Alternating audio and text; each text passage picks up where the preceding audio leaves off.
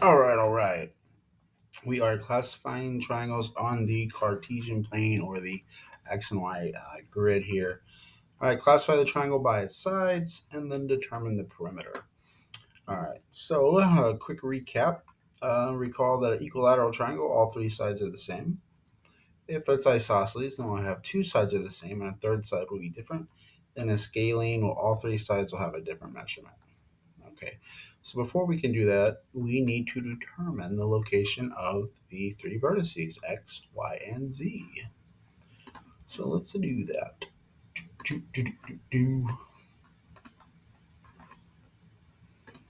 Okay, you can see x is located here at 2 and 5. Yes, x is at 2 and 5.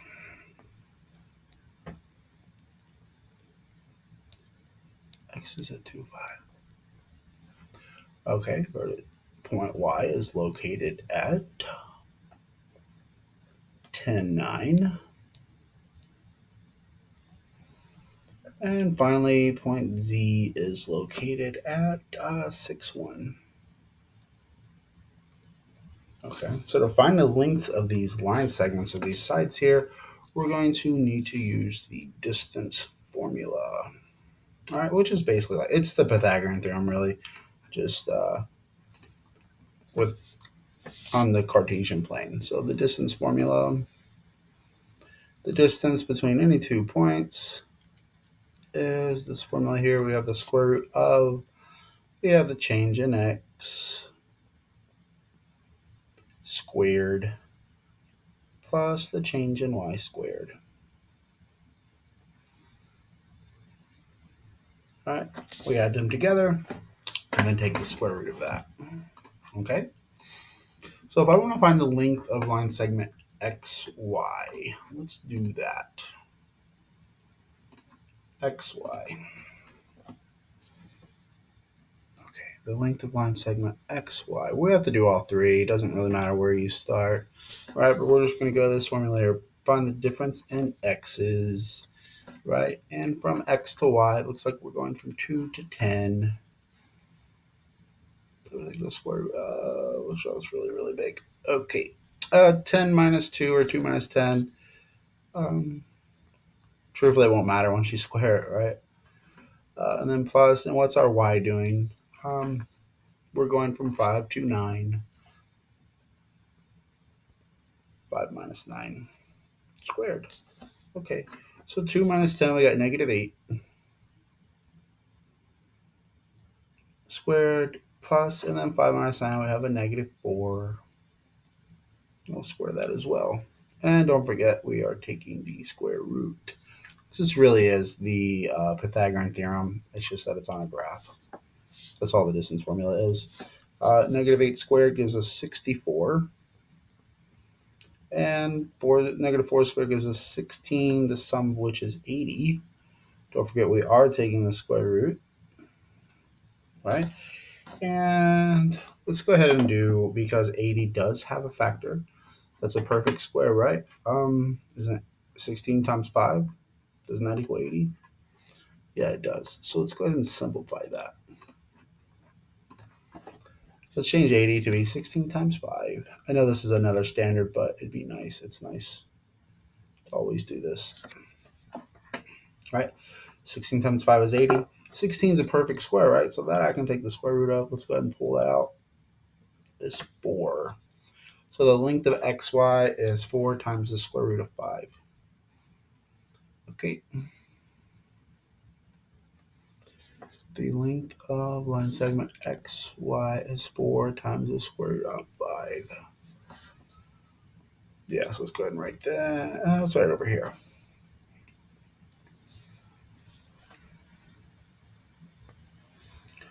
The length of line segment xy equals 4 times the square root of 5.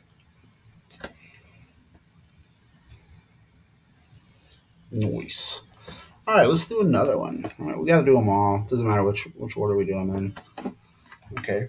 Let's look at YZ. Right, Y and Z. So let's go ahead and erase this.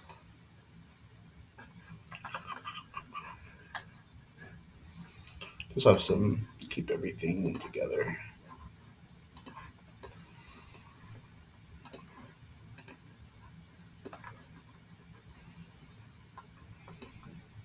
Okay, there we go.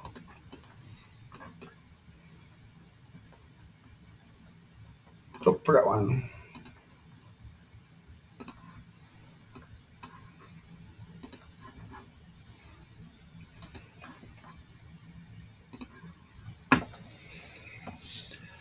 The length of line segment YZ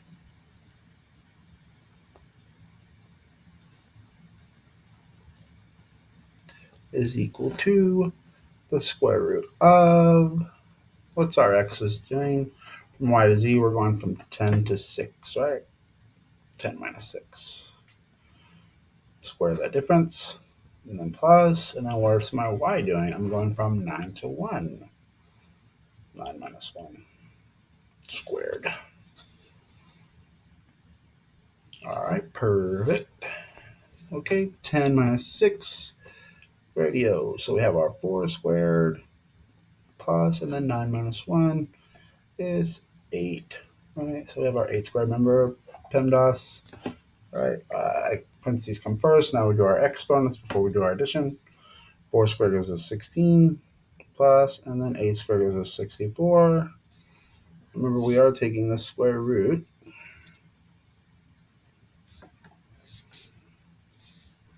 And it looks like we have the square root of 80 again.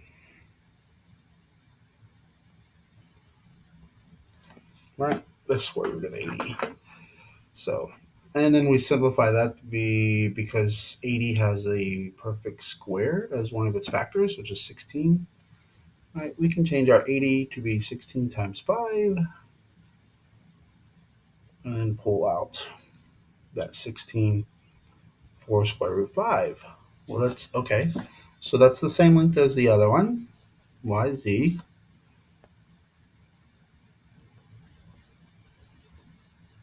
Equals 4 square root 5, right? Pretty cool, pretty cool. We have one more side to do, and that is XZ. Let's do that.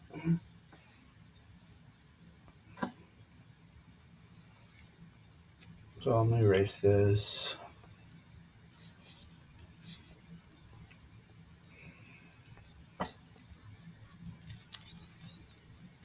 All right, that's good. One more. Uh-oh.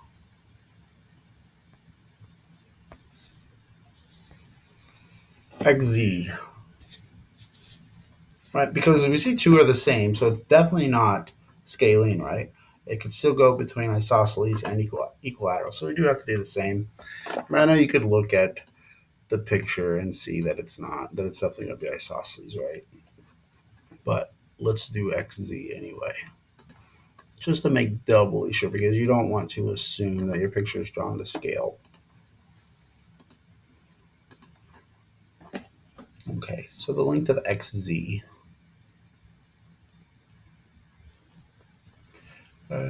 Use our distance formula, all right, which is just the Pythagorean theorem on the plane.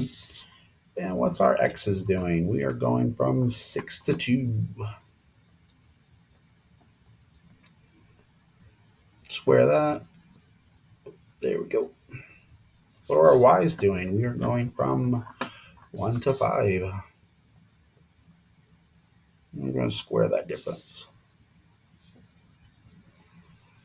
Why is that coming? That's not coming through too well. There we go. Okay, so this is 6 minus 2, 4, right, plus, and the 1 minus 5. Right. And then now we're going to square these 16 plus 16. Don't forget we're taking the square roots. 16 plus 16 is 32, right? The square root of 32. 32 has a factor that is a perfect square, right?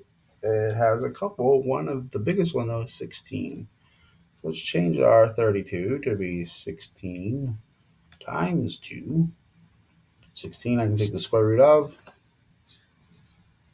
giving me 4, right? 4 times the square root of 2. So that's the length of line segment XZ. The last one there, XZ. I know it's a weird way to write Z's. I only do that so it's not mistaken for a 2. All right, 4 square root 2. Okay, so two sides are the same, and then the third side is different. This is definitely an isosceles triangle, right? Yeah. Oh, isosceles triangle.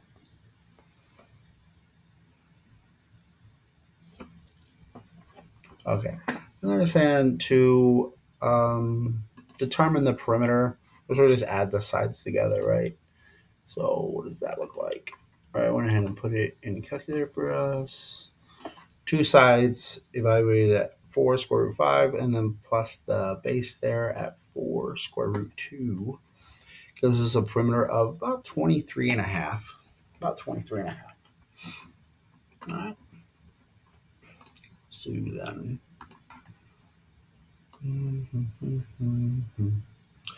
If we come over here and try this exercise, because they build off of each other, so I think it'll be a good thing to do.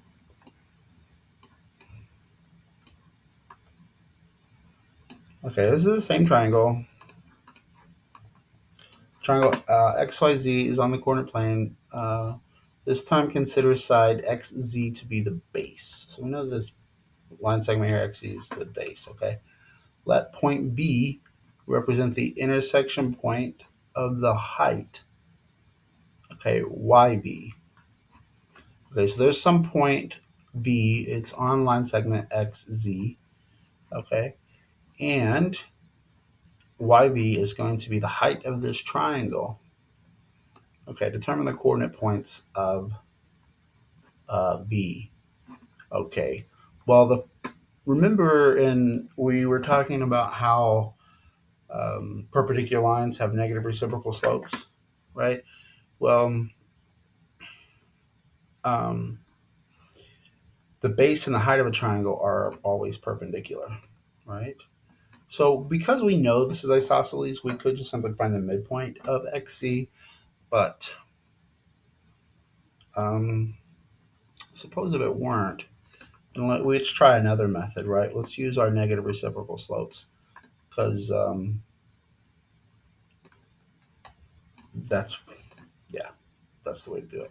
So let's find what equation would represent line segment XZ, right? So you can see here, you can see the slope would be, I'm going down 1 over 1, down 1 over 1, right? So you can look right at the graph and see that the slope of XZ equals -1, right? And you can see the y-intercept, if this were to continue, would be, let's see, up 1, left 1, up 1, left 1, would be 7, right? So I can represent the line XZ by -x plus 7. Let's do this in purple.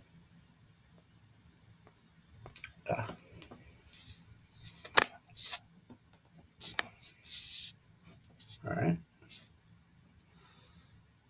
Or if you want to do it like we did in the last unit, you can see the point here. Let's look at the change in y from z. The change in y is what? 1, 2, 5.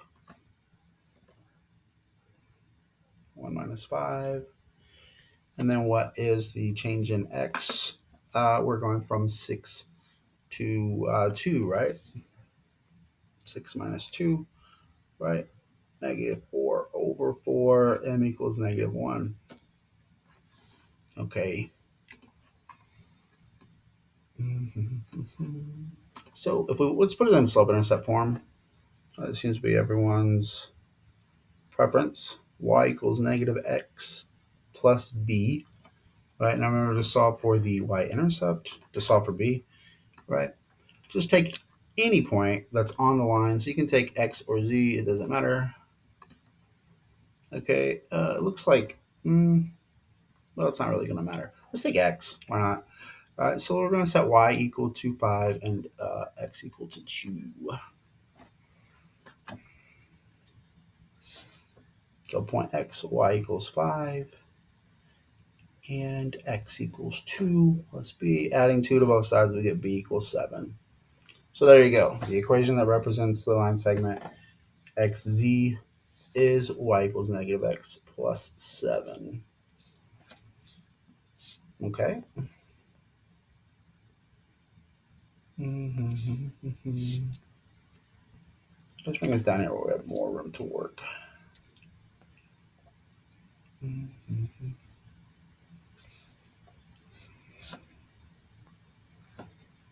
So it's on here we have y equals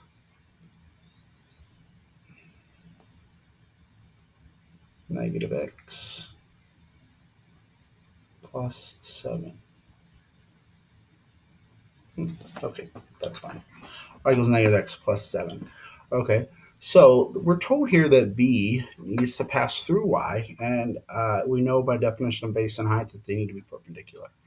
Okay, so I have some new line here that is going to pass through point y. It's going to be perpendicular to this line, xz. Remember, perpendicular lines have negative reciprocal slopes. So what's the negative reciprocal of negative 1, right? Flip your fraction, make it positive. Y equals x plus b. So this line's going to have a slope of positive 1.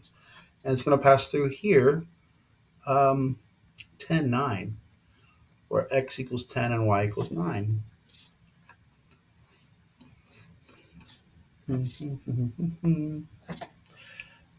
Y equals 9 and x equals 10. Subtracting 10 from both sides, we see b equals negative 1. So this point B here, let's go ahead and put it on there. This line, if I can blow this up. Y equals x minus 1. Let's plot that line. Y equals x minus 1. Right there. Right. And like I said before, because this is isosceles, we can simply take the midpoint of xz, and that'll tell us exactly where b is. And it's going to be exactly where it looks like. Right there is b. Right, at 4, 3. But how do we know that's where it's at? All right, let's go ahead and set these two equations equal to each other. All right, xz was represented by y equals negative x plus 7. We'll find out where they intersect. All right, and then we have y equals negative x plus 1.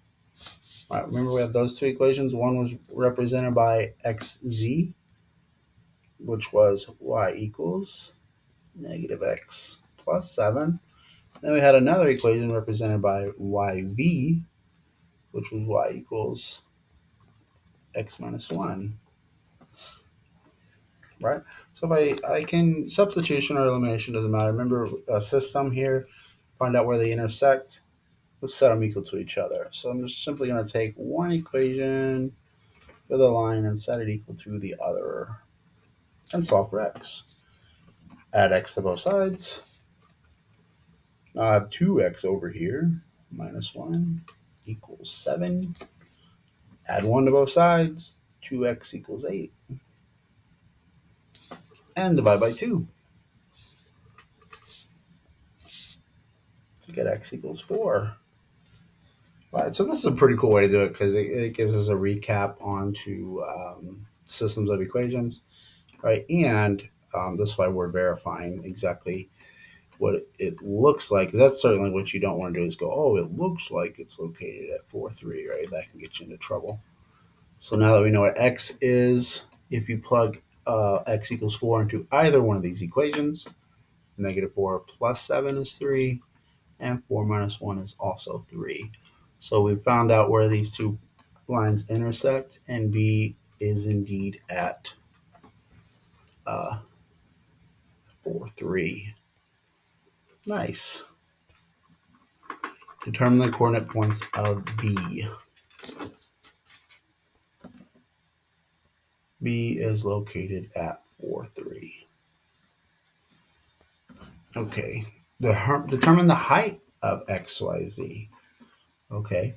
Well, the height is going to be the line segment YB. Right? We're told that here. So we know where V is. Let's go. Where was Y again? Well, there's Y. He's at 10, 9. Okay. So we got 4, 3 and 10, 9. Let's use our distance formula to find YB. The length of this line segment is the height, right? And the 2 points we're looking at again was 4, 3 and 10, 9. So our X values are 10 and 4.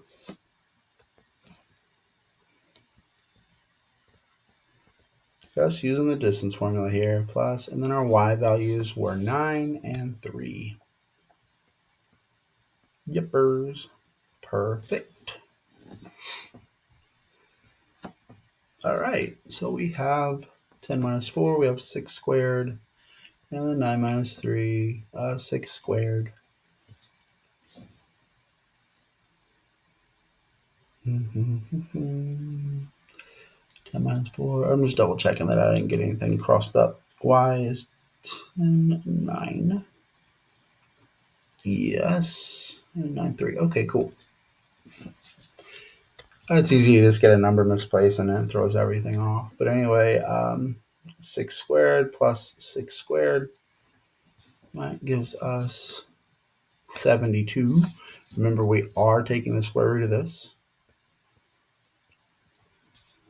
So you can see here 36 is a perfect square, right? And then 72, we can bust that up. 36 times 2. You probably already see where I'm going with this. Square root of 36 times 2. Pull that 36 out. 6 square root 2 is the height of this triangle.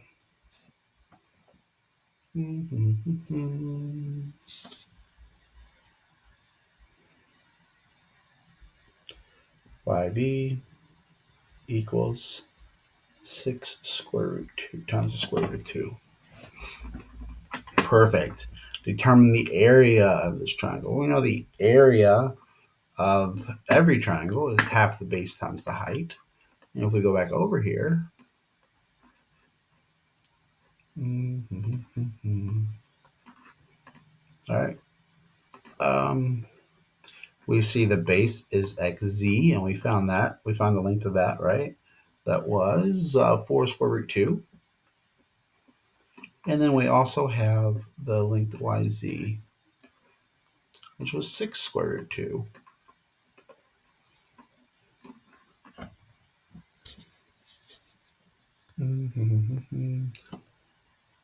So the area for every triangle in the universe is 1/2 times the base times the height. The area for this specific triangle here that we're looking at is 1/2 times the base, which was xz, right? Or 4 square root 2. And then yb, which was 6 square root 2. Right?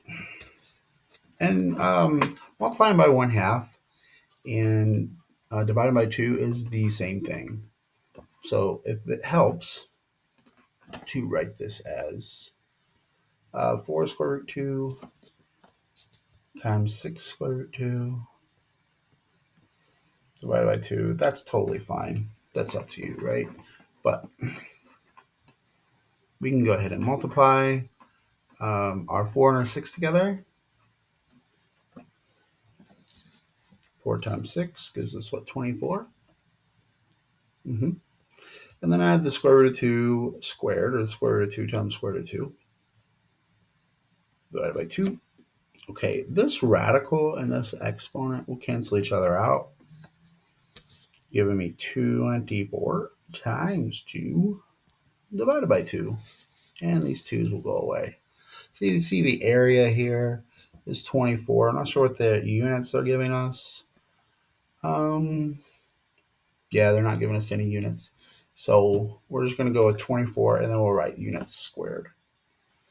24 units squared. Yeah, so sorry that seemed kind of fast paced. But yeah, that's how you do it.